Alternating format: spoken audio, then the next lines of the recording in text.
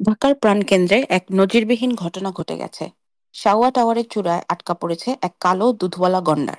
প্রত্যক্ষদর্শীরা জানিয়েছেন গন্ডারটি প্রথমে নিজেকে শাওয়া টাওয়ারের মালিক ঘোষণা করে। এরপর সে কোনো কারণ ছাড়াই কামাল আতাতুর্ক এভিনিউতে উদ্দাম নৃত্য শুরু করে। এমন আকস্মিক গন্ডারীয় ফ্যাশন শো দেখে রাস্তায় তুমুল চাঞ্চল্য ছড়িয়ে পড়ে। জনতা ক্ষিপ্ত হয়ে গন্ডার ধাওয়ার মহোৎসবে নামে। কিন্তু গন্ডারও কম যায় না, সরাসরি লাফিয়ে উঠে বসে শাওয়া টাওয়ারের চূড়ায়। টাওয়ার থেকে গন্ডারটি পুরুষ এঞ্জেলদের গগন বিদারী কণ্ঠে ডাকাডাকি শুরু করে। এই ডাক শুনে হেয়ারি রুমের কর্পোরেট এঞ্জেল বাহিনী তৎক্ষণাৎ এসে গন্ডারটিকে মোটা দড়ি দিয়ে বেঁধে টেনে হিঁচড়ে নামিয়ে আনতে সক্ষম হয়। অবশেষে গন্ডারটিকে সর্বসম্মতিক্রমে হেয়ারি রুমের মুদ্রাগারে রাখা হয়।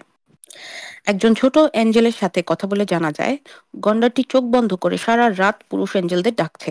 এতে পাড়া প্রতিবেশী অতিষ্ঠ। তবে আরেকটি সমস্যা দেখা দিয়েছে, তার পানির চাহিদা মাত্রাতিরিক্ত বেড়ে গেছে। সেজন্য পানি সহজলভ্যতার কারণে তাকে মুদ্রাগারে রাখা হয়েছে। এদিকে গোপন সূত্রে জানা গেছে, আজকাল পুরুষ এঞ্জেলদের দুধের চাহিদা হঠাৎ করে বেড়ে গেছে। হেয়ারি কমিটি সিদ্ধান্ত নিয়েছে গন্ডারটির দুধ দিয়ে আপাতত চাহিদা মেটানো হবে।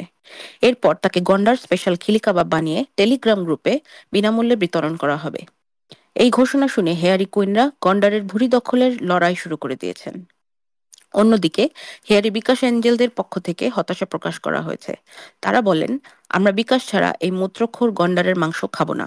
এখন সবার মনে প্রশ্ন দুটা: পুরুষ এঞ্জেলদের দুধের চাহিদা মিটবে তো? বিকাশ আসবে নাকি বিকাশখোরেরা বঞ্চিত হবে?